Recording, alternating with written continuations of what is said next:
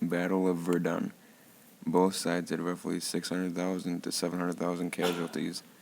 Gained Fort Vaux and Donument. There are said to be bones still piled there. Germans pulled back, and the French fought back and gained the forts back. Fighting there stopped in December. Began on February 21st, 1916, ends December 19th, 1916. Germans just wanted to attack and bleed out or kill all France's forces, even if it meant the death of Germans. A delayed attack due to bad weather on the 11th through 12th probably helped save the French because they were able to get reinforcements.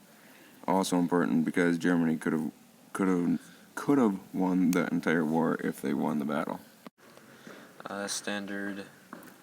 Standard schedule for people in the trench was 5 a.m. stand 2, 5:30 run ration, 6 a.m. stand 2, half hour after daylight.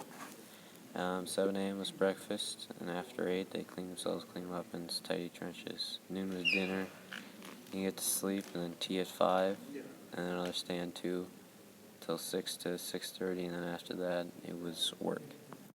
Armistice says Germany is defeated.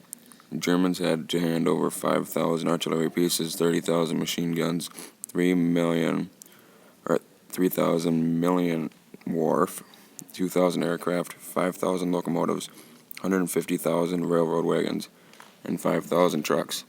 Also, all German-occupied territories were to be abandoned. The Second Battle of Ypres began on April 22nd, 1950.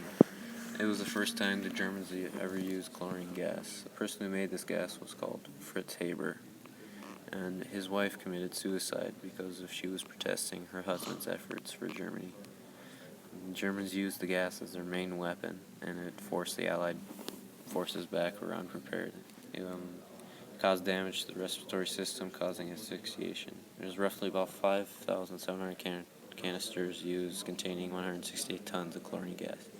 It's said to have affected 10,000 Allied troops and half died within 10 minutes. Germans gained about 3,000 yards due to gas and tactics of the Germans. The Germans had to start pulling back due to lack of men and supplies, so they just kept bombarding them. Battle included about casualties up to 69,000 for Allied forces, which were British and Canadian, and 35,000 for Germany. Fun fact was that some of the soldiers who survived said it smelled like peppers and pineapples. Sinking of Lusitania. Germans wrote a written warning that any ships going to Britain or around Britain were to be sunk. An RMS ship, Lusitania, was sunk by a U-boat in May 7, 1950. The ship was actually carrying about 173 tons of ammunition. Another Italian liner carrying about 25 Americans was sunk and pushed public opinion of Germans even worse. Americans could have stayed out of it, not got on the ships, but they did, even though they were well worn. Interesting fact was Lusitania's maiden voyage was in 1907 and was on its 101st round trip on the Atlantic. And another fact was it took about 15 to 20 minutes to sink. Aeroplanes were just coming into military use at the outset of the war. Pilots and engineers learned from the experience, leading to the development of many specialized types, including fighters, bombers, and ground attack aeroplanes. They started mounting machine guns on planes. They made tractor-style planes with a motor and propeller on the front, and they made a pusher-style with the motor and propeller behind the pilot. Explosion heard in Belgium. French Army forces dug a 100-feet tunnel underneath German forces.